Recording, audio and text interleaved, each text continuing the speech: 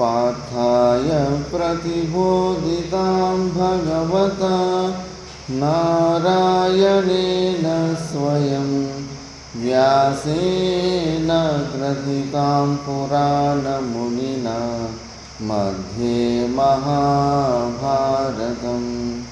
अद्वैतामृतवर्षिणीं भगवतीम् अष्टादशाध्यायिनीम् अम्ब त्वामनुसन्दधामि भगवद्गीते भवद्वेषिणी। नमोऽस्तु ते व्यासविशालबुद्धे पुल्लारविन्दायतपत्रनेत्र येन त्वया भारततैलपूर्णः प्रज्वालितो ज्ञानमयप्रदीपः प्रपन्नपारिजाताय स्तोत्रवेत्रैकपाणये ज्ञानमुद्राय कृष्णाय गीतामृतदुहे नमः। वसुदेवसुतं देवं कंसचाणूरमर्दनं देवकी परमानन्दं कृष्णं वन्दे जगद्गुरुं। भीष्मद्रोणतटा जयद्रथजला गान्धारनीलोत्पला शल्यग्राहवती कृपेण वहनी कर्णेन वेलाकुला अश्वत्थामविकर्णघोरमकरा दुर्योधनावर्तिनी सोत्तीर्णा खलु पाण्डवैरननदी कैवर्तकः केशवः यवजसरोजममलं गीतार्थगन्धोत्कटं नानाख्यानककेसरं हरिकथा सम्बोधनाबोधितं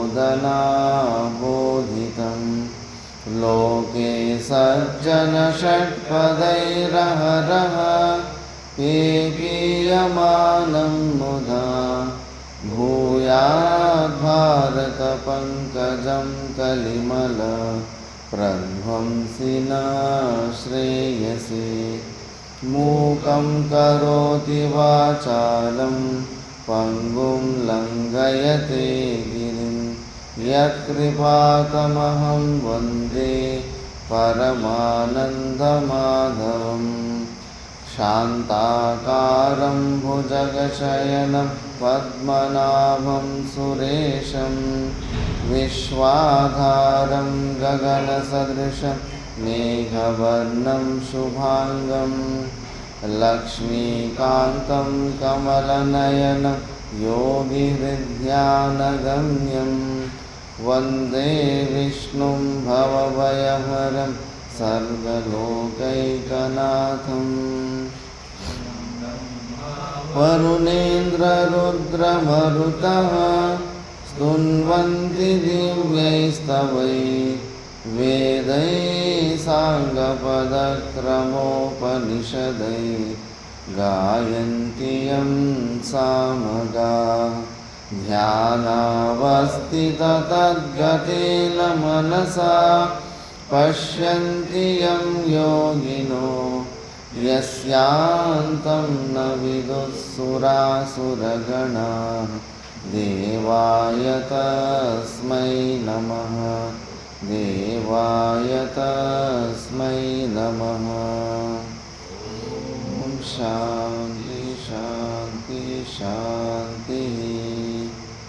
ॐ नारायणः परो व्यक्तात् अण्डमव्यक्तसम्भवम् अण्डस्यान्तस्त्विमे लोकाः सप्तद्वीपा च मेदिनी।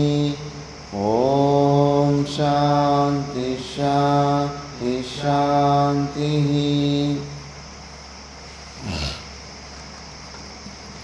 ನಾವು ಭಗವದ್ಗೀತೆಯ 2ನೇ ಅಧ್ಯಾಯ ಸಾಂಖ್ಯ ಯೋಗದ ಬಗ್ಗೆ ವಿಚಾರ ಮಾಡ್ತಿದ್ವಿ.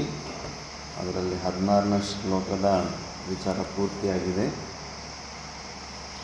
16ನೇ ಶ್ಲೋಕದಲ್ಲಿ ತತ್ವದರ್ಶಿಭಿ ಅಂದರೆ ತತ್ವವಿದರು, ಜೀವನ್ಮುಕ್ತ ಪುರುಷರು ಸತ್ಯೇವ ಅಸತ್ಯೇವ ಅಂತ ನಿರ್ಣಯ ಮಾಡಿಬಿಟ್ಟಿದ್ದಾರೆ ಅಂತ ಹೇಳಿದ್ದಕ್ಕೆ ಮನಸ್ಸಿನಲ್ಲಿ ಆಕ್ಷೇಪ ಉಂಟಾಗುತ್ತೆ. ಅದು ಹಿಂಗೆ ಸತ್ತಾಗಿ ಹೆಂಗಿರುತ್ತೆ, ವಿಶೇಷ ರೂಪದಲ್ಲಿ ಇವಾಗ ಅದನ್ನು ಸತ್ತು ಅಸತ್ತು ಬುದ್ಧಿ ಅಂತ ನೀವೆಲ್ಲ ತೋರಿಸಿದ್ದೀರ ಸನ್ಘಟ ಅಲ್ಲಿ. ಈಗ ಯಾವುದಾದ್ರೂ ವಿಶೇಷ ಇಲ್ಲ ಅಂದರೆ ವಿಶೇಷಣ ನಿಲ್ಲೋದಕ್ಕೆ ಹೆಂಗೆ ಸಾಧ್ಯ ಆಗುತ್ತೆ? ಸದ್ಬುದ್ಧಿ ಅಂದರೆ ಈ ಪ್ರಪಂಚದ ಕಾರಣ ಪರಮಾತ್ಮ ಅಂತ ತೋರಿಸಿದ್ದೀರಿ. ಇದು ವಿಶೇಷ, ಈ ಪ್ರಪಂಚ ಎಲ್ಲ ಅಸದ್ ಬುದ್ಧಿ ಅಂತ ವಿಶೇಷಣ ಬುದ್ಧಿ ಅಂತ ತೋರಿಸಿದ್ದೀರಿ. ಇದಕ್ಕೆ ಕಂಪ್ಲೀಟಾಗಿ ನಷ್ಟ ಆಗಿಬಿಟ್ರೆ ಮತ್ತೆ ಅಲ್ಲಿ ಸತ್ತು ಹೇಗೆ ಅದು ನಾಶ ಆಗದಿರ ಹಂಗೆ ಯಾಕೆ ಉಳ್ಕೊಂಡ್ಬಿಡುತ್ತೆ? ಅದು ಏನಾದರೂ ಸ್ಪೆಷಾಲಿಟಿ? ಮಿಕ್ಕಿದ ಜಾಗದಲ್ಲೆಲ್ಲ ನೀಲಘಟ, ಬ್ಲೂ ಪಾಟ್, ರೆಡ್ ಪಾಟ್ ಅಂದಲ್ಲಿ ಮಡಿಕೆ ಹೊಡೆದೈತಂದರೆ ಅಲ್ಲಿ ನೀಲತ್ವನೂ ಇರೋದಿಲ್ಲ, ಪಾಟತ್ವನೂ ಇರೋದಿಲ್ಲ. ಅಲ್ಲಿ ಎರಡು ಹೊಟ್ಟೋಗ್ಬಿಡ್ತವೆ. ನಿಮ್ಮದ್ರಲ್ಲಿ ಮಾತ್ರ ಏನು ಯಾವುದನ್ನು ಹೊಡೆದಾಗ ನೀವು ಸದ್ಬುದ್ಧಿ ಮಾತ್ರ ಹೋಗೋದಿಲ್ಲ ಅಂತೀರ. ಅದ್ಯಾಕೆ, ಅದರಲ್ಲಿ ಏನಿದೆ ಅಂತ ಸ್ಪೆಷಾಲಿಟಿ ಅಂತ ಡೌಟ್ ಬಂದ ಮೇಲೆ ನೆಕ್ಸ್ಟ್ ಶ್ಲೋಕದಲ್ಲಿ ಆ ತತ್ವದ ಬಗ್ಗೆ, ಆ ಸತ್ವ ಬಗ್ಗೆ ವಿಚಾರಣೆ ಬರುತ್ತೆ. ಅವಿನಾಶಿತು ತದ್ವಿದ್ಧಿ ಯೇನ ಸರ್ವಮಿದಂ ತತಂ ವಿನಾಶಮವ್ಯಯಸ್ಯಾಸ್ಯ ನ ಕಶ್ಚಿತ್ ಕರ್ತುಮರ್ಹತಿ. ಅವಿನಾಶಿತು ತದ್ವಿದ್ಧಿ ಯೇನ ಸರ್ವಮಿದಂ ತತಂ ವಿನಾಶಮವ್ಯಯಸ್ಯಾಸ್ಯ ನ ಕಶ್ಚಿತ್ ಕರ್ತುಮರ್ಹತಿ. ಅವಿನಾಶೀತು ತದ್ವಿದ್ಧಿ ಯೇನ ಸರ್ವಮಿದಂ ತತಂ ವಿನಾಶಮವ್ಯಯಸ್ಯಾಸ್ಯ ನ ಕಶ್ಚಿತ್ ಕರ್ತುಮರ್ಹತಿ. ಅವಿನಾಶಿತು ತದ್ವಿದ್ಧಿ ಯೇನ ಸರ್ವಮಿದಂ ತತಂ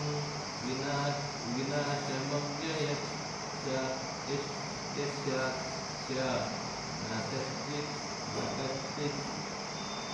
ಕಶ್ಚಿತ್ ಕರ್ತುಮರ್ಹತಿ. ಅವಿನಾಶೀತು ತದ್ವಿದ್ಧಿ ಯೇನ ಸರ್ವಮಿದಂ ತತಂ ವಿನಾಶಮವ್ಯಯಸ್ಯಾಸ್ಯ ನ ಕಶ್ಚಿತ್ ಕರ್ತುಮರ್ಹತಿ.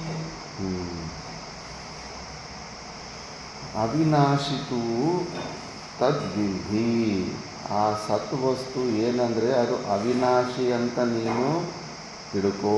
ಮಿಕ್ಕಿದ ಜಾಗದಲ್ಲಿರೋ ಹಂಗೆ ನೀಲಘಟ, ರಕ್ತಘಟ, ಆ ಜಾಗದಲ್ಲಿ ಎರಡೂ ಸಮಾನಾಧಿಕರಣದಲ್ಲಿ ಎರಡೂ ಬರಾಬರಾಗಿರ್ತವೆ. ಅದು ನಮ್ಮ ಈ ಸದ್ಬುದ್ಧಿ ಆ ಥರದ್ದಲ್ಲ, ಇದು ಅವಿನಾಶಿ, ಇದಕ್ಕೆ ನಾಶನೇ ಇರೋದಿಲ್ಲ. ತದ್ವಿದ್ಧಿ ಅಂದರೆ ವಿದ್ಯೆ ಅಂದರೆ ನೀನು ತಿಳ್ಕೋ. ಯಾವುದರಿಂದ ಈ ಸದ್ಬುದ್ಧಿಯಿಂದ ಇದಂ ಸರ್ವಂ ತತಂ ಅಂದರೆ ಎಲ್ಲ ಈ ಪ್ರಪಂಚ ಎಲ್ಲ ಏನಿದೆಯೋ ಎಲ್ಲ ಕೂಡ ವ್ಯಾಪ್ತವಾಗಿದೆ. ಕಂಪ್ಲೀಟ್ ಪ್ರಪಂಚದಲ್ಲಿ ಏನೆಲ್ಲ ನೀನು ಎಲ್ಲಿ ತನಕ ಜ್ಞಾನ ಇರುತ್ತೆ ಅಷ್ಟು ವಸ್ತುಗಳಿದು ವ್ಯಾಪಕವಾಗಿರುತ್ತೆ. ವ್ಯಾಪಕವಂತೆ ಹರಳಿರುತ್ತೆ ಅನ್ನಿರುತ್ತೆ. ಈಗ ಆಕಾಶ ಸ್ಪೇಸು ಎಲ್ಲವನ್ನೂ ವ್ಯಾಪಿಸ್ಕೊಂಡಿದೆ. ಇಂಥ ಜಾಗದಲ್ಲಿ ಸ್ಪೇಸ್ ಇಲ್ಲ ಅಂತ ಹೇಳೋಂಗಿಲ್ಲ.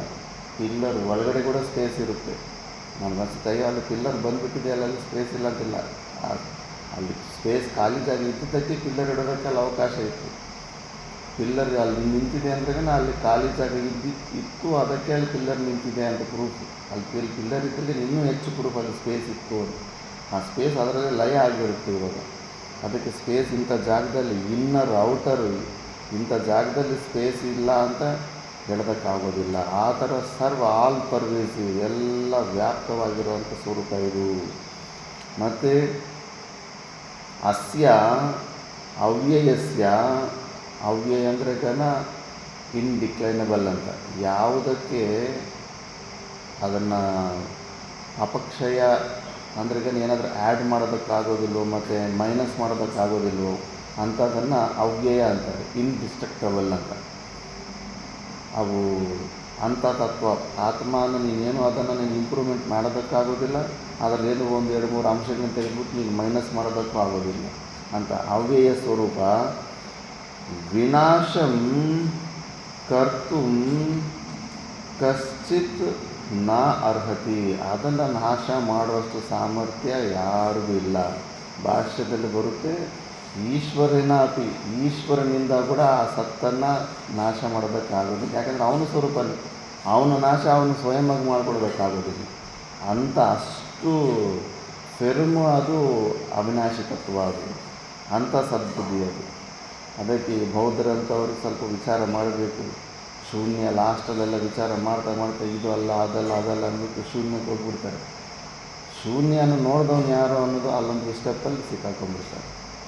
ಆ ಶೂನ್ಯ ಅಂತ ನೀವು ವಿಚಾರದಲ್ಲೂ ಕೂಡ ಅಷ್ಟೇ, ಎಲ್ಲ ಇದಿಲ್ಲ ಅಂದ್ಕೊಂಡು ಲಾಸ್ಟಲ್ಲಿ ಶೂನ್ಯ ಇದೆ ಅಷ್ಟೇ ಅಂದರೆ ಜನ ಶೂನ್ಯ ಇದೆ ಅಂತ ತಿಳ್ಕೊಂಡವನು ಯಾರೋ ಒಂದು ಇದನ್ನೆಲ್ಲ ಸಾಕ್ಷಿ ರೂಪದಲ್ಲಿ. ಆ ಸಾಕ್ಷಿ ರೂಪದಲ್ಲಿ ಆತ್ಮನ ನೀನು ನೆಗೆಟ್ ಮಾಡೋದಕ್ಕಾಗೋದೇ ಇಲ್ಲ. ಯಾರಿಂದ ಕೂಡ ಅವಿನಾಶಿ ತತ್ವನ ಯಾರು ಇಲ್ಲದಿರೋ ಮಾಡೋದಕ್ಕಾಗೋದೇ ಇಲ್ಲ. ಮತ್ತು ಸುಮ್ಮನೆ ಮೃತ್ಯುಗೆ ಹೆದರ್ತಾ ಇರ್ತೀವಿ, ಅಯ್ಯೋ ನಾನು ಇಲ್ಲದಿರೋ ಆಗೋಗ್ಬಿಡ್ತೀನಲ್ಲ ಅಂದ್ಬಿಟ್ಟು. ವಿಚಾರ ಇಲ್ಲ, ವಿಚಾರ ಮಾಡದೇ ಇದ್ದಿದ್ದಕ್ಕೆ ಅವು ಸಡನ್ನಾಗಿ ಬಂದಾಗ ಅವೆಲ್ಲ ಹೆದರಿಕೆ ಅವೆಲ್ಲ ಬಂದ್ಬಿಟ್ಟು. ಇಲ್ಲಾಂದರೆ ಯೋಗಿಗಳೆಲ್ಲ ಹರ್ ಮಹಾದೇವ್ ಅಂದ್ಬಿಟ್ಟು ಪ್ರಾಣ ಬಿಡ್ತಾರೆ. ಈ ಶರೀರ ವಿಯೋಗ ಆದಾಗ ಘೋಷಗಳು, ಜಯಘೋಷಗಳು ಹೇಳ್ಕೊಂಡು ಪ್ರಾಣ ಬಿಟ್ಬಿಡ್ತಾರೆ. ಓಂ ತತ್ ಸತ್ ಅಂದ್ಕೊಂಡು ಪ್ರವಚನ ಮಾಡ್ತಾ ಪ್ರಾಣ ಬಿಡ್ತಾರೆ. ಅವ್ರಿಗೇನು ಆ ಬಾಡಿ ಲ್ಯಾಂಗ್ವೇಜಲ್ಲಿ ಭಯ ಕಂಪನ ಇರೋದಿಲ್ಲ, ವಿಯೋಗದ ಭಯನೂ ಇರೋದಿಲ್ಲ. ಯಾಕಂದರೆ ಅವ್ರ ತತ್ವದ ಬಗ್ಗೆ, ಒರಿಜಿನಾಲಿಟಿ ಬಗ್ಗೆ ಸರಿಯಾಗಿ ತಿಳ್ಕೊಂಡಿರ್ತಾರೆ. ಇದನ್ನು ಯಾರೂ ಅದನ್ನು ಸಾಯಿಸೋದಕ್ಕೆ ಸಾಧ್ಯ ಇಲ್ಲ. ಸ್ವಯಂ ಈಶ್ವರ ಕೂಡ ಸಚ್ಚಿದಾನಂದ ಸ್ವರೂಪ ತನ್ನ ಸ್ವರೂಪನ ತಾನು ಕೊಳ್ಳೋದಕ್ಕಾಗೋದಿಲ್ಲ. ಅಂಥ ಸ್ವರೂಪ ನಮ್ಮದು ಸಚ್ಚಿದಾನಂದ ಸ್ವರೂಪ ಅಂದ್ಬಿಟ್ಟು. ಅದಕ್ಕೆ ಇದನ್ನು ನೀನು ಅವಿನಾಶಿ ಅಂತ ನೀನು ತಿಳ್ಕೋ. ಭಾಷ್ಯದಲ್ಲಿ ನೋಡೋಣ.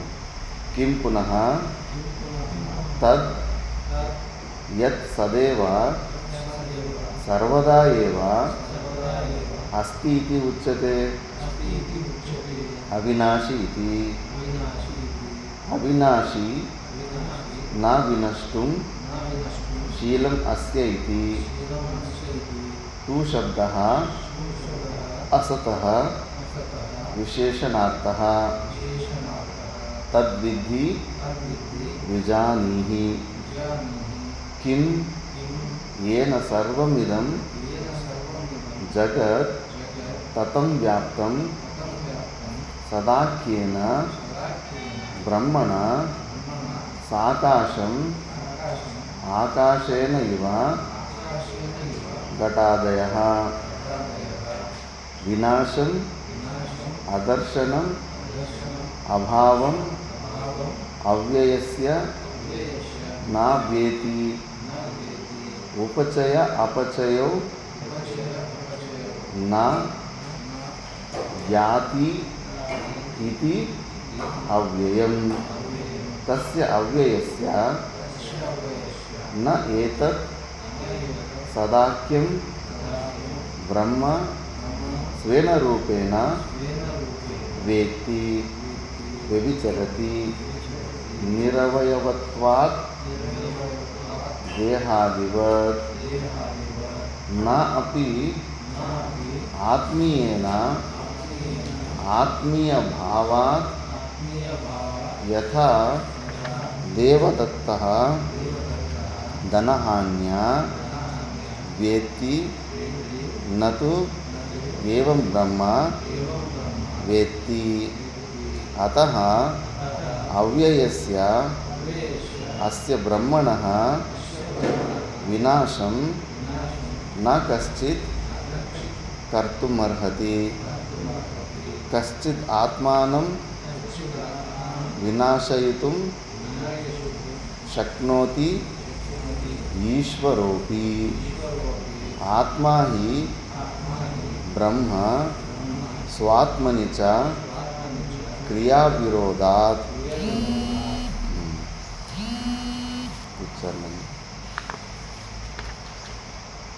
किं पुनः तत् यत् सदा एव सर्वदा एव अस्ति इति उच्यते. अविनाशी न विनष्टुं शीलम् अस्य इति तु शब्दः असतः विशेषणात् तद्विद्धि विजानीहि किं येन सर्वमिदं जगत् ततं व्याप्तं सदाख्येन ब्रह्मणा साकाशम् आकाशेन इव घटादयः विनाशम् अदर्शनम् अभावम् अव्ययस्य न वेति विपचयापचयोः न इति अव्ययं तस्य अव्ययस्य न एतत् सदाख्यं ब्रह्म स्वेन रूपेण वेति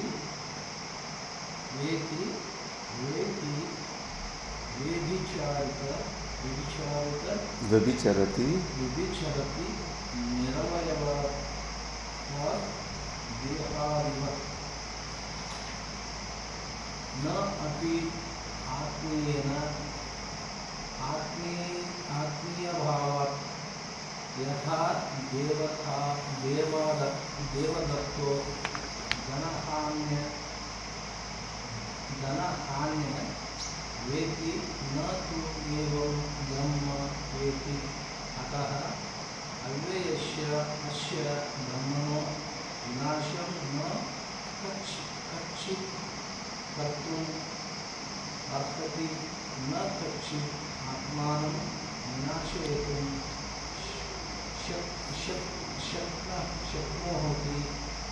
शक्नोति ईश्वरः अपि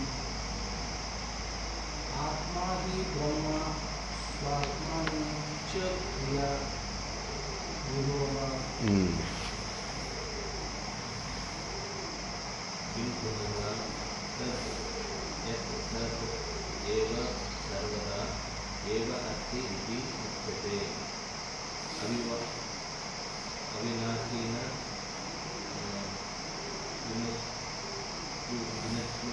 विनश्नुशीलम् अस्य इति तु शब्दः असतो विशेषणार्थः तत् विद्धि विजानीहि किं येन सर्व इन्द्र जगत् पटं व्यासं सदा त्वेन ब्रह्मणा साकाशम् आकाशेन इव घटादयः विनाशम् अदर्शनम् अभावम् अव्ययस्य न एति उपचयापचयो न याति इति अव्ययं तस्य अव्ययस्य न एतत् सदाख्य ब्रह्म केन रूपेण एति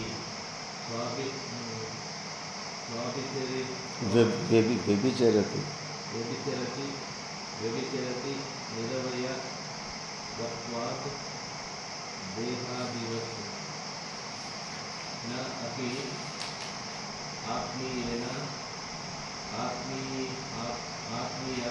आत्मीयाभावात् तथा देवदत्तो धनहान्य एति न तु एव ब्रह्म एति अतः अव्ययस्य अस्य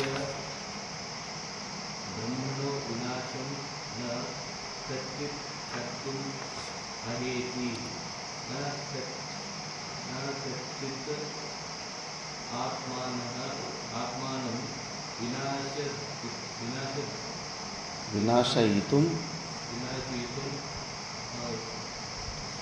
शक्नोति ईश्वरः अपि आत्मा हि ब्रह्म स्वात्मनि च क्रिया विरोधातु किं पुनः तद् असत् यत् स्वात्मसंस्थः व्यभिचरति इति उच्यते। किं पुनः तद् सत् एव सर्वदा एव अस्ति इति उच्यते। अविनाशी इति न विनष्टुं शीलम् अस्य इति। तु शब्दः असतो न विशेषणार्थः। तद्विद्धि जानीमं किं येन सर्वमिदं जगत्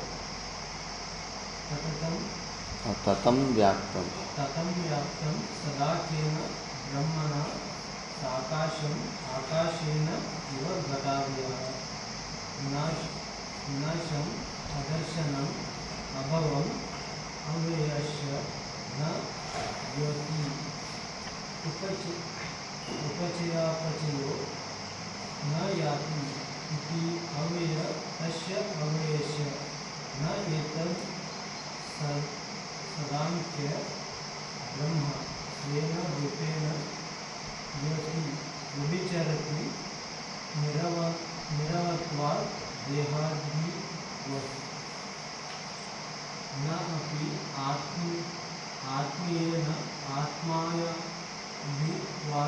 आत्मीयभावात् यथा देवदत्तो जनहन्या योति न तु एव ब्रह्म योति। अत्र अव्ययस्य अस्य ब्रह्मणः विनाशं न कश्चित् कर्तुम् अर्हति। न कश्चित् आत्मानं विनाशयितुं शक्नोति। ईश्वरः अपि। आत्मा हि ब्रह्म स्वात्मनि च क्रिया विरोधा।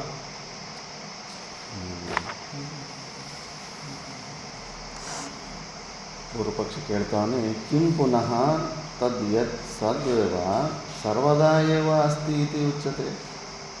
ಏನಂದ್ರೆ ಮತ್ತೆ ನಿಮ್ಗೆ ಮಾತ್ರ ಸತ್ತು ಯಾವಾಗಲೂ ಸತ್ತಾಗಿರುತ್ತೆ ಅಂತ ಏನಂದ್ರಲ್ಲ ಅಷ್ಟೊಂದು ಸ್ಪೆಷಾಲಿಟಿ ಇರೋದಂದರೆ ಸ್ಪೆಷಾಲಿಟಿ ಇಲ್ಲಪ್ಪ, ಅದು ನಮ್ಮದು ಅವಿನಾಶಿ ಅಂತ. ಶ್ಲೋಕದಲ್ಲಿ ನೋಡಿ, ಒಂದೊಂದು ಪದ ಅನ್ನೋ ಶ್ಲೋಕದಲ್ಲಿ ಭಾಷೆಯಲ್ಲಿ ಅದನ್ನು ವಿವರಣೆ ಕೊಟ್ಟಿರ್ತಾರೆ. ಶ್ಲೋಕದಲ್ಲಿ ಮೊದಲನೇ ಪದ ಬಂದ್ಬಿಟ್ಟು ಅವಿನಾಶಿ. ಅವಿನಾಶಿ ಅಂತ ಫಸ್ಟ್ ಪ್ರತೀಕ ತಗೊಂಡಿರ್ತಾರೆ ನೋಡಿ, ಅವಿನಾಶಿ ಇತಿ ಅಂತ. ಅವಿನಾಶಿ ಅಂತ ಪ್ರತೀಕ ತಗೊಂಡಿರ್ತಾರೆ. ಅವಿನಾಶಿ ಅನ್ನೋ ಶಬ್ದದ ಅರ್ಥ ಏನು ಅಂತ ಅದ್ರ ಪಕ್ಕದಲ್ಲೇ ಕೊಟ್ಟಿರ್ತಾರೆ. ಶ್ಲೋಕದ ಅರ್ಥಗಳು ತಿಳ್ಕೊಬೇಕಂದ್ರೆ ಅವಿನಾಶಿ ಅಂದರೆ ಏನಂದರೆ ನಾ ವಿನಷ್ಟುಂ ಶೀಲಂ ಅಸ್ಯ ಇತಿ ಅವಿನಾಶಿ ಅಂತ ಅರ್ಥ.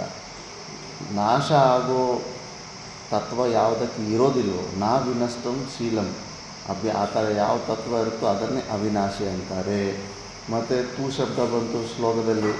ತೂ ಶಬ್ದ ಏನಕ್ಕೆ ಬಂತಿಲ್ಲ ಅಂದರೆ ಜನ ತೂ ಶಬ್ದ ಅಸತಃ ವಿಶೇಷಣಾರ್ಥ ಅಂದರೆ ಅಸತ್ತನ್ನು ವ್ಯಾವರ್ತ ಮಾಡೋದಕ್ಕೆ. ಅವಿನಾಶಿ ಅಂದರೆ ಏನೋ ಮತ್ತೆ ಅದು ಅಸತ್ ಬುದ್ಧಿ ಎಂದು ಕೂಡ ನೀವು ಅವಿನಾಶಿ ಅನ್ಕೋಬಿಡಿ ಅಂದ್ಬಿಟ್ಟು ಅವಿನಾಶಿ ಅಸತ್ ಬುದ್ಧಿನ ವ್ಯಾವರ್ತ ಮಾಡೋದಕ್ಕೆ ಸದ್ಬುದ್ಧಿ ಪರಂತು ಅಂದ್ಬಿಟ್ಟು ಸದ್ಬುದ್ಧಿಯನ್ನು ಅಂದರೆ ವಿಶೇಷಣಾರ್ಥ ಅಂದರೆ ಡಿಫ್ರೆನ್ಷಿಯೇಟರ್. ವಿಶೇಷಣಗಳು ನಾವು ಏನಕ್ಕೆ ಕೊಡ್ತೀವಿ, ಬ್ಲೂ ಪಾಟ್ ಅಂತ ಕರಿಬೋದಲ್ಲಪ್ಪ. ಯಾಕಂದರೆ ಅಲ್ಲಿ ಬಿಂದಿಗೆ 10 ವೆರೈಟಿ ಬಿಂದಿಗೆ ಇರ್ತವೆ. 10 ವೆರೈಟಿ ಬಿಂದಿಗೆಯಲ್ಲಿ ಯಾವುದೋ ಒಂದು ಬಿಂದಿಗೆನ ತೊಗೊಂಬರ್ಬೇಕಂತ ಅವ್ನಿಗೆ ಹೇಳ್ತೀರ. ಏನಂತ ಹೇಳ್ತೀರ, ಬಿಂದಿಗೆ ತೊಗೊಂಬ ಅಂದರೆ ಅವ್ನು ಯಾವುದಾದ್ರೂ ತೊಗೊಂಬರ್ತಾನೆ. ನಿಮ್ಗೆ ಯಾವುದೋ ಒಂದು ಬ್ಲೂ ಪಾಟೇ ಬೇಕಾಗಿರ್ತದೆ. ಮತ್ತು ಮಿಕ್ಕಿದ ಬಿಂದಿಗೆಯಿಂದ ಆ ಬಿಂದಿಗೆನ ಸಪ್ರೇಟ್ ಮಾಡಬೇಕಂದ್ರೆ ಏನೋ ಒಂದು ಎಕ್ಸ್ಟ್ರಾ ಒಂದು ವಿಶೇಷಣ ಕೊಡಬೇಕು. ಮಹಾತ್ಮನ ಕರ್ಕೊಂಬ ಅಂದರೆ ನಾನು 3 ಜನ ಸನ್ಯಾಸಿಗಿದ್ದು 3 ಜನನೂ ಮಹಾತ್ಮರೇ, ಯಾರನ್ನಂತ ಕರ್ಕೊಂಬರ್ತೀವಿ? ಏನೋ ಒಂದು ವಿಷಯ, ಅದು ಹೈಟ್ ಇದ್ದಾನೆ ಉದ್ದಕ್ಕಿದ್ದಾನಲ್ಲ ಆ ಮಹಾತ್ಮನ ಕರ್ಕೊಂಬ ಅಂದರೆ ಅದು ಆ ವಿಶೇಷಣ ಮಿಕ್ಕಿದ್ದವ್ರನ್ನ ಸಪ್ರೇಟ್ ಮಾಡಿಬಿಟ್ಟು ಆ ಒಬ್ಬನನ್ನು ಮಾತ್ರನೇ ಗ್ರಹಣ ಮಾಡುತ್ತೆ. ಅದೇ ಥರ ತೂ ಶಬ್ದ ಇಲ್ಲಿ ಹೇಳಿದಕ್ಕಂದರೆ ಅಸತ್ತನ್ನು ವ್ಯಾವರ್ತನೆ ಮಾಡೋದಕ್ಕೆ. ಮತ್ತು ತದ್ವಿಧಿ ಅಂತ ಅದನ್ನು ನೀವು ತಿಳ್ಕೋ. ವಿಧಿ ಅನ್ನೋದು ಕ್ರಿಯಾಪದ. ವಿಧಿ ಅಂದರೆ ಏನಂದರೆ ವಿಜಾನೀಹಿ, ಸರಿಯಾಗಿ ನೀವು ತಿಳಿದುಕೋ ಅಂತ. ಮತ್ತು ಏನ ಶಬ್ದ ಇದೆ ಶ್ಲೋಕದಲ್ಲಿ, ಅದನ್ನಂತೆ ಕಿಂ ಏನ ಅಂದರೆ ಸರ್ವಂ ಇದಂ, ಕಿಂ ಏನ ಸರ್ವಂ ಇದಂ ಇಷ್ಟು ಪ್ರತೀಕ ತಗೊಂಡಿದ್ದಾರೆ. ತಗೊಂಡು ಜಗತ್ ತತಂ ವ್ಯಾಪ್ತಂ, ಸರ್ವಂ ಅಂದ್ರೆ ಕಂಪ್ಲೀಟ್ ಜಗತ್ತು ಅಂದ್ಬಿಟ್ಟು, ಸರ್ವಂ ಇದಂ ಅಂದ್ರೆ ಇದಂ ಜಗತ್ ಅಂತ ಅರ್ಥ. ತತಂ ಅಂತ ಶ್ಲೋಕದಲ್ಲಿದೆ. ತತಂ ಆ ಶಬ್ದದ ಅರ್ಥ ಏನಂದ್ರೆ ವ್ಯಾಪ್ತಂ ಅಂತ ಅರ್ಥ, ಅದ್ರ ಪಕ್ಕದಲ್ಲೇ ಅರ್ಥ. ಈ ಥರ ಶ್ಲೋಕದ ಒಂದೊಂದು ಪದದ ಮೀನಿಂಗ್ ನಾವು ಅರ್ಥ ತಿಳ್ಕೊಬೇಕಂದ್ರೆ ಭಾಷೆಯಲ್ಲಿ ಈ ಥರ ಶ್ಲೋಕದಿಂದ ಏನು ಪದ ತಗೊಂಡಿರ್ತಾರೆ ಅದನ್ನು ಪ್ರತೀಕ ಅಂತಾರೆ. ಪ್ರತೀಕ. ಈಗ ನೋಡಿ, ಏನ ಸರ್ವಂ ಇದಂ ಅನ್ನೋದು ಶ್ಲೋಕದಲ್ಲಿದೆ. ಅದನ್ನು ಪ್ರತೀಕ ತಗೊಂಡು ಅದ್ರ ಪಕ್ಕದಲ್ಲೇ ಅದನ್ನು ಅರ್ಥನ ಎಕ್ಸ್ಪ್ಲೇನ್ ಮಾಡಿರ್ತಾರೆ ಭಾಷೆಯಲ್ಲಿ. ಈ ಅಭ್ಯಾಸನ ನಾವು ಬೆಳೆಸ್ಕೋಬೇಕು. ಪ್ರತಿಯೊಂದು ಪದಕ್ಕೂ ಡೀಟೇಲ್ಸಾಗಿ ಕೊಟ್ಟಿರ್ತಾರೆ ಭಾಷೆಯಲ್ಲಿ. ತತಮ್ ಅನ್ನೋ ಶಬ್ದ ಬಂದಿದ್ದು ಎಲ್ಲೂ ಅಷ್ಟು ಸಾಮಾನ್ಯವಾಗಿ ಫೇಮಸ್ಸು ಅಲ್ಲ. ತತಮ್ ಅಂದರೆ ಏನಂತ, ಅದರ ಅರ್ಥ ವ್ಯಾಪ್ತಮ್ ಅಂತ. ಸದ್ ಆಖ್ಯೇನ ಬ್ರಹ್ಮಣ ಸಾಕಾಶಂ, ಮತ್ತು ಅದು ವ್ಯಾಪ್ತಮ್ ಅನ್ನೋ ಶಬ್ದ ಕೂಡ ನಮ್ಗೆ ಅರ್ಥ ಆಗಲಿಲ್ಲ. ಅದಕ್ಕೆ ಭಾಷಿಕರು ಸ್ವಪದಾನೀಚ ವರ್ಣ್ಯಂತೆ ಯತ್ರ, ಅವ್ರು ಯೂಸ್ ಮಾಡಿರೋ ಪದಾನು ಕೂಡ ಅವ್ರು ಮತ್ತೆ ಅದನ್ನು ಎಕ್ಸ್ಪ್ಲೇನ್ ಮಾಡ್ಕೊತಾ ಇದ್ದಾರೆ. ವ್ಯಾಪ್ತಮ್ ಅನ್ನೋ ಪದ ಕೂಡ ನಮಗೆಲ್ಲ ಅರ್ಥ ಆಗುತ್ತೆ, ಅದನ್ನು ಲೋಕದಲ್ಲಿ ಯೂಸ್ ಮಾಡ್ತೀವಿ. ಅದನ್ನು ಮತ್ತೆ ಅದು ಸದ್ ಆಖ್ಯೇನ ಬ್ರಹ್ಮನ ಸಾಕಾಶಂ ಆಕಾಶೇನ ಇವ ಘಟಾದಯ ಅಂತ. ಇನ್ನೂ ಅರ್ಥ ಆಗಲಿ ಅಂದ್ಬಿಟ್ಟು ಆಕಾಶ ಥರ ಹೆಂಗೆ ಘಟಪಟ ಎಲ್ಲವನ್ನೂ ಆಕಾಶ ಸ್ಪೇಸು ಹೆಂಗೆ ವ್ಯಾಪ್ತವಾಗಿ ಪರವೇಶವಾಗಿ ಎಲ್ಲವನ್ನು ಕವರ್ ಮಾಡಿರುತ್ತೋ ಆ ಥರ ಈ ವ್ಯಾಪ್ತಮ್ ಅಂದರೆ ಪರಮಾತ್ಮ ಕೂಡ ಎಲ್ಲ ಪ್ರಪಂಚದವರು ಎಲ್ಲ ಇದಂ ವಸ್ತು ಅಂದರೆ ದೃಶ್ಯ ವಸ್ತು, ಸಕಲ ದೃಶ್ಯ ವಸ್ತುವನ್ನು ವ್ಯಾಪ್ತವಾಗಿ ಇರುತ್ತೆ ಅಂದ್ಬಿಟ್ಟು. ಮತ್ತು ಶ್ಲೋಕದಲ್ಲಿ ವಿನಾಶಂ ಅನ್ನೋ ಪದ ಐತೆ. ವಿನಾಶಂ ಅಂದರೆ ಏನು ಅಂದರೆ ಅದರ್ಶನಂ ಅಂದರೆ ನಮ್ಮ ಸ್ವರೂಪವನ್ನು ಅದರ್ಶನ ಮಾಡೋದಕ್ಕೆ. ಅದರ್ಶನಂ ಅಂದರೆ ಅದರ್ಶನಂ ಅಂದರೆ ಕೂಡ ನಮ್ಗೆ ಸರಿಯಾಗಿ ಅರ್ಥ ಆಗಿಲ್ಲ ಅಂದರೆ ಅಭಾವಂ. ಅವ್ರು ಯೂಸ್ ಮಾಡಿರೋ ಪದಕ್ಕೆ ಇನ್ನೊಂದು ಸಿನಾನಿಮ್ ಕೊಡ್ತಾವ್ರೆ, ಅಭಾವಂ ಅಂತ. ಮತ್ತು ಶ್ಲೋಕದಲ್ಲಿ ಅವ್ಯಯಸ್ಯ ಅನ್ನೋ ಶಬ್ದ ಇದೆ.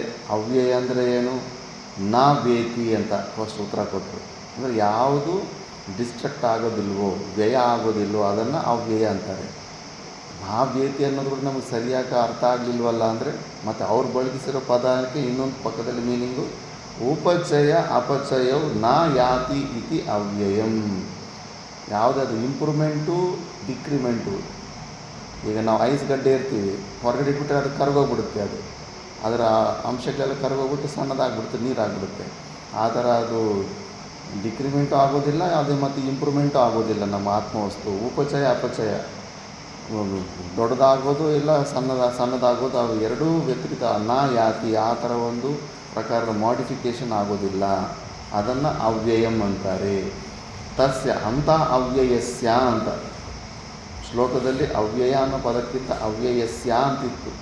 ಅಂಥ ಒಂದು ಅವ್ಯಯಸ್ಯ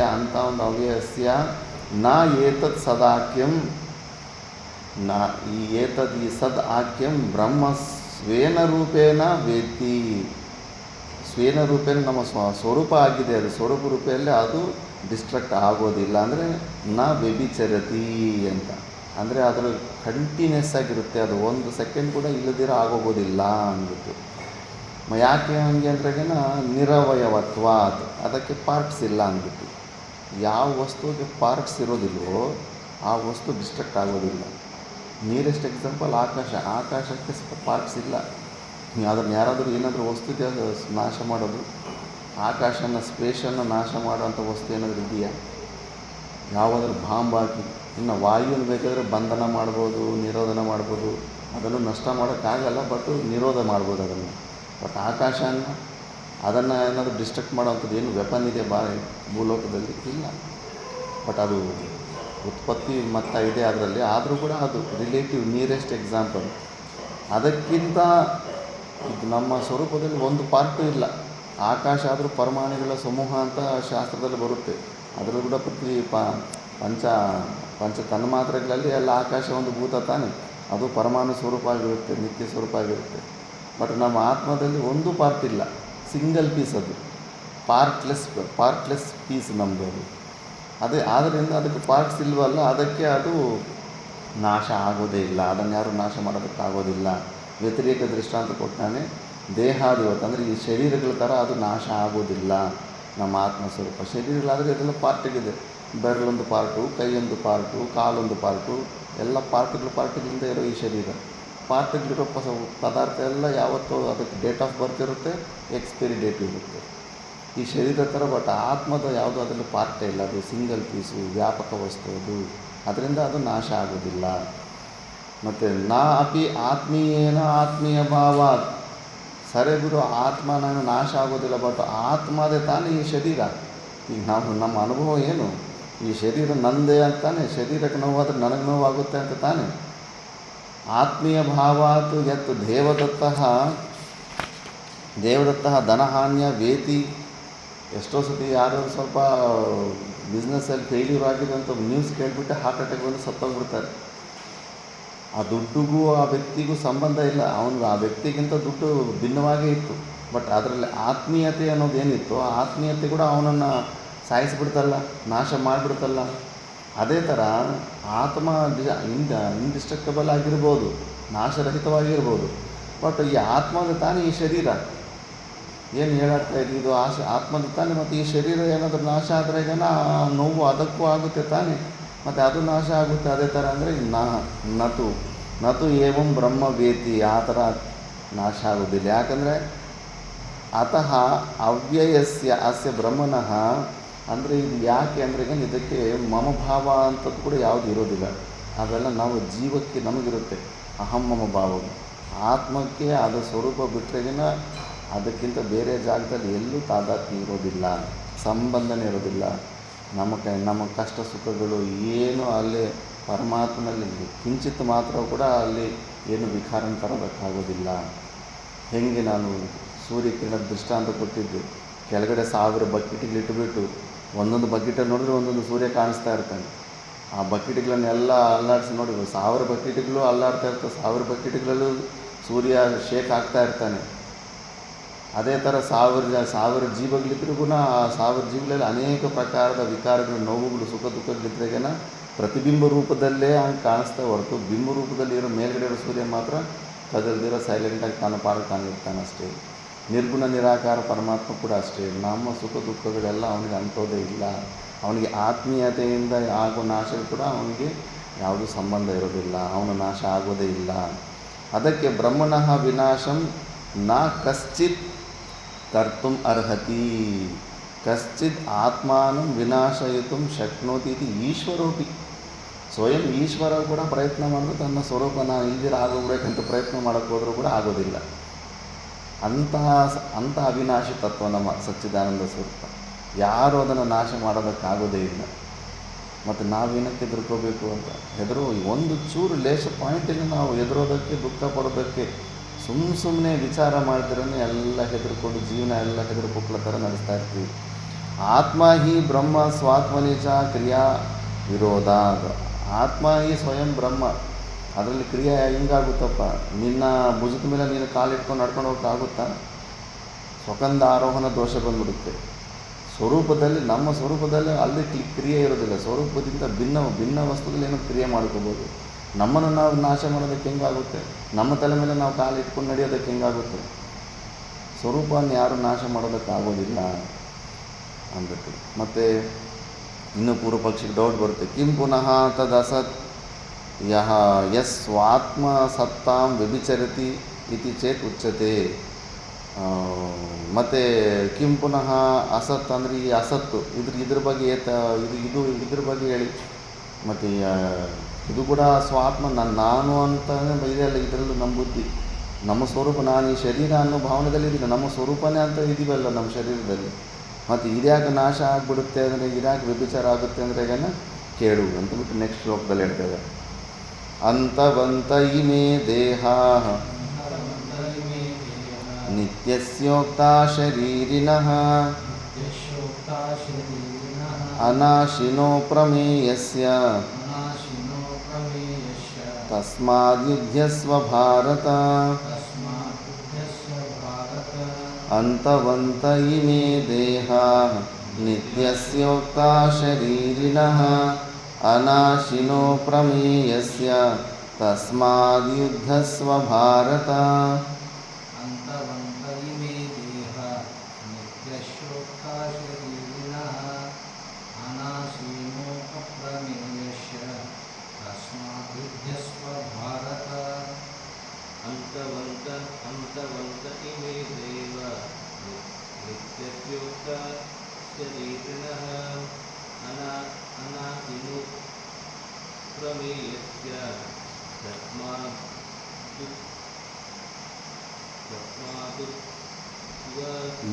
ತಸ್ಮಾತ್ ಯುಧ್ಯಸ್ವ. ಯುದ್ಧ ಯುದ್ಧಸ್ವ यस्व भारत अन्तवन्ता इमे देवा नित्यशोकाः ನಿತ್ಯಸ್ಯೋಕ್ತಾಃ नित्यशोक्ताः शरीरिणः अनासीनो प्रमेयस्य तस्माद्युध्यस्व भारत ಅನಾಶಿನಃ ಅಪ್ರಮೇಯಸ್ಯ ನಿತ್ಯಸ್ಯ ಉಕ್ತಾಃ ಇಮೇ ಶರೀರಿಣಃ ದೇಹಾಃ ಅಂತವಂತಃ ತಸ್ಮಾತ್ ಭಾರತ ಯುಧ್ಯಸ್ವ. ಇನ್ನೊಂದು ಸತಿ ಹೇಳ್ತೀನಿ. ಅನಾಶಿನಃ ಅಪ್ರಮೇಯಸ್ಯ ನಿತ್ಯಸ್ಯ ಉಕ್ತಾಃ ಇಮೇ ಶರೀರಿಣಃ ದೇಹಾಃ ಅಂತವಂತಃ ತಸ್ಮಾದ್ ಹೇ ಭಾರತ ಯುಧ್ಯಸ್ವ.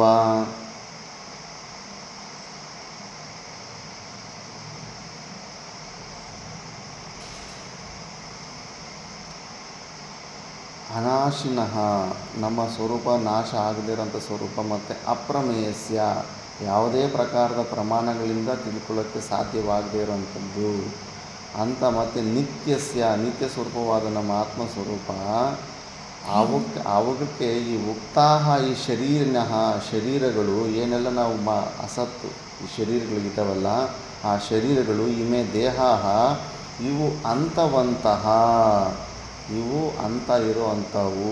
ಅದಕ್ಕೆ ತಸ್ಮಾತ್ ಭಾರತ ಯುದ್ಧಸ್ವ, ಅದಕ್ಕೆ ನೀನು ಯುದ್ಧ ಮಾಡು. ಯಾಕಂದರೆ ನೀನು ನಾಶ ಆಗಲೇ ನಂಗೆ ನಾಶ ಮಾಡೋಕ್ಕೆ ಇಂಟ್ರೆಸ್ಟ್ ಇಲ್ಲ ಅಂದರೂ ಕೂಡ ನೀನು ಮಾಡಲಿಲ್ಲ ಅಂದರೂ ಕೂಡ ಅವು ನಾಶ ಆಗಿಬಿಡ್ತವೆ.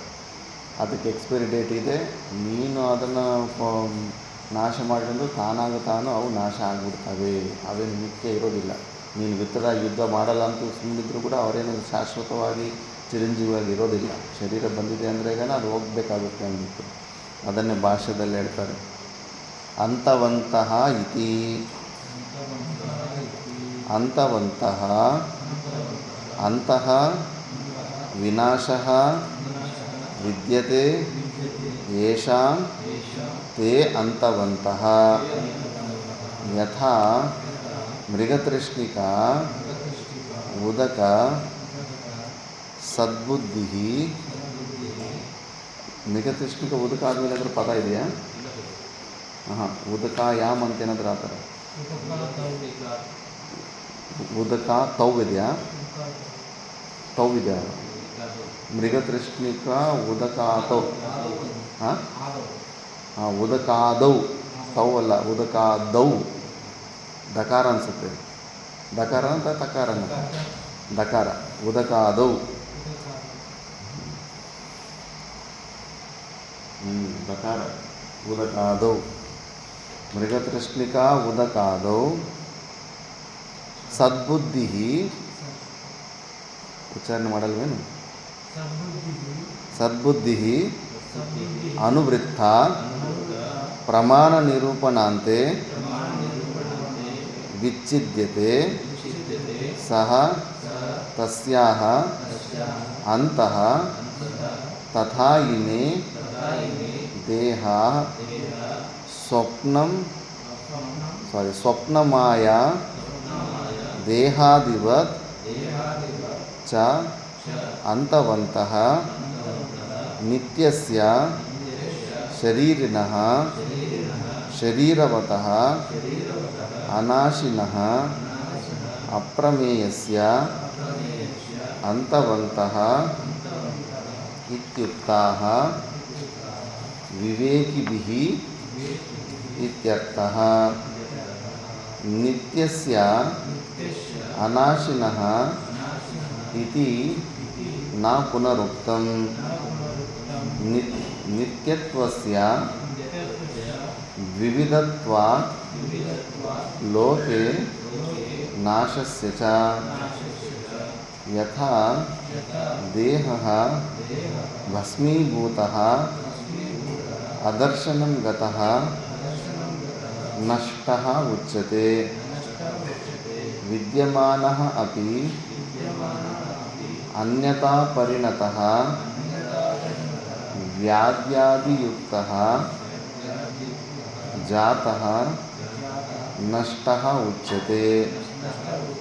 तत्र अनाशिनः नित्यस्य इति विविधेन अपि नाशेन असंबंधः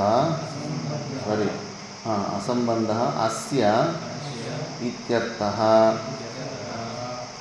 ಇಲ್ಲಿ ಕನ್ಕೋ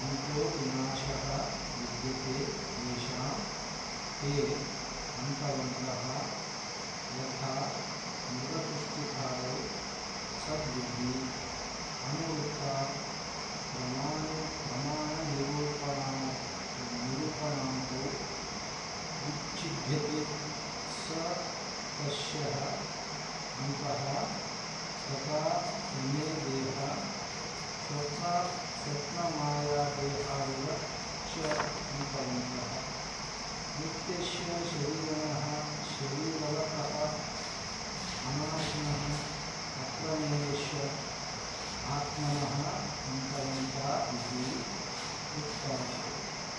विवेकिभिः इत्यर्थः। नित्यस्य अनाशिनः इति न पुनरुक्तं नित्यत्वस्य द्विविधत्वात् लोको नाशयस्य च। यथा देहे वस्मिलोकः अवश्यं घटो नष्ट उच्यते विद्यमानः अपि अन्यथा परिणते वेद्यादियुक्तो जातो नष्ट उच्यते।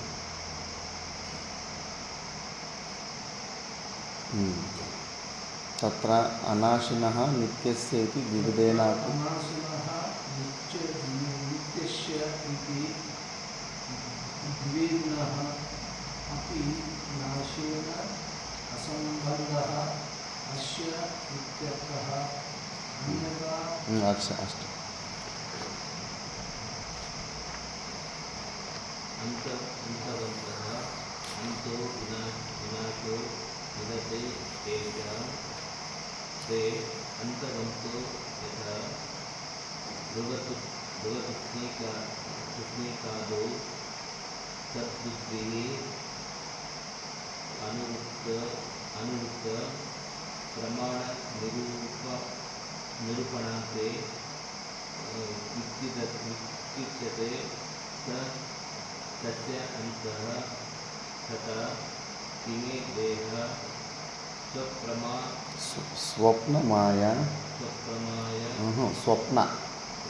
स्वप्नमाया देहादिवत् च अन्तवन्तः नित्यस्य शरीरिणः शरीरवतः अनाशिनः अप्रमेयस्य आत्मनः अप्रमेयस्य अन्तवन्तः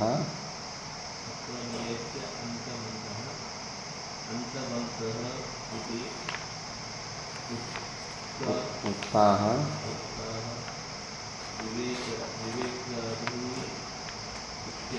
इत्यर्थः। नित्यस्य अनाशिनः इति न पुनरुक्तं नित्यत्वस्य द्विविधत्वात् लोके नाशस्य च। यथा देहो भस्मीभूतः आदर्शनं गतो नष्ट उच्यते ನಷ್ಟ ಉಚ್ಯತೆ ನಷ್ಟ उच्यते विद्यमानः अपि अन्यथा परिणतो ವ್ಯಾಧ್ಯಾದಿಯುಕ್ತ व्याधियुक्तो जातो नष्ट उच्यते ನಷ್ಟ ನಷ್ಟ ಉಚ್ಯತೆ नष्ट उच्यते नत्र अनासीनो विद्यास्य इति विवेदेन अपि नाशेन असम्बन्धः अस्त इत्यर्थः किं पुनः तद् असत् यत् स्वात्मा सत्तां व्यभिचरति इति उच्यते अन्तवन्तः अन्तो विनाशो विद्यते येषां ते अन्तवन्तः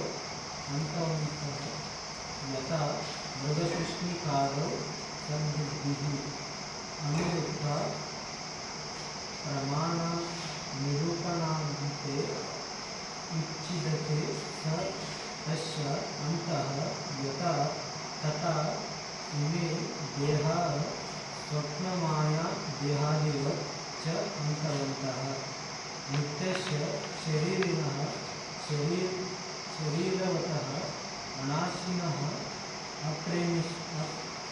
ಅಪ್ರಮೇಯಸ್ಯ ಆತ್ಮನಃ ಅಂತವಂತಃ. ಅಚ್ಚಾ, ನಿಮ್ಮ ಪುಸ್ತಕದಲ್ಲಿ ಆತ್ಮನಃ ಅಂತಿದೆಯಾ? ಅಪ್ರಮೇಯಸ್ಯ ಆದಮೇಲೆ ಅಪ್ರಮೇಯಸ್ಯ ಆತ್ಮನಃ ಅಂತಿದೆಯಾ? ಹಾಂ, ಇತ್ಯುಕ್ತ ಅಪ್ರಮೇಯಸ್ಯ ಆತ್ಮನಃ ಅಂತವಂತಃ ಇತಿ ಉಕ್ತ ವಿವೇಕಿಭಿः ಇತ್ಯರ್ಥಃ. ನಿತ್ಯಸ್ಯ ಅನಾಶಿನಃ इति न पुनरुक्तं नित्यत्वस्य द्विविधत्वात् लोके नाशस्य च यथा देहे भस्मीभूतः अदर्शनं गतः नष्ट उच्यते विद्यमानः अपि अन्यथा परिणतः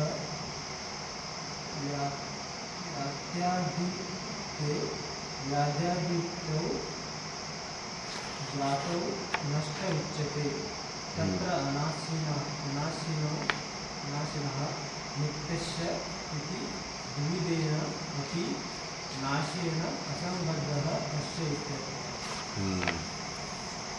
ಪೂರ್ವ ಪಕ್ಷಿ ಪ್ರಶ್ನೆ ಕೇಳ್ತಾ ಇದ್ದಾನೆ. ಕಿಂ ಪುನಃ ತದ್ ಅಸತ್ತು, ಯಾವುದು ಅಸತ್ತಾಗಿದೆಯೋ ನಿಮ್ಮದೇನೋ ಸದ್ಬುದ್ಧಿ, ಅದು ಮಾತ್ರ ಅದನ್ನ ಸ್ವರೂಪವನ್ನು ನಾಶ ಮಾಡೋದಕ್ಕೆ ಆಗೋದೇ ಇಲ್ಲ, ಬಿಡೋದೇ ಇಲ್ಲ. ಮತ್ತು ಈ ಅಸತ್ತು ಅನ್ನೋದು ಅದ್ಯಾಕೆ ಅದು ಸ್ವರೂಪವನ್ನು ಬಿಟ್ಬಿಟ್ಟು ನಾಶ ಆಗಿಬಿಡುತ್ತೆ ವ್ಯಭಿಚರತಿ, ಅದು ಸ್ವಲ್ಪ ಹೇಳಿ ಅಂದಾಗ ಅದಕ್ಕೆ ವಿವರವಾಗಿ ಈ ಶ್ಲೋಕದಲ್ಲಿ ಹೇಳ್ತಾ ಇದ್ದಾರೆ.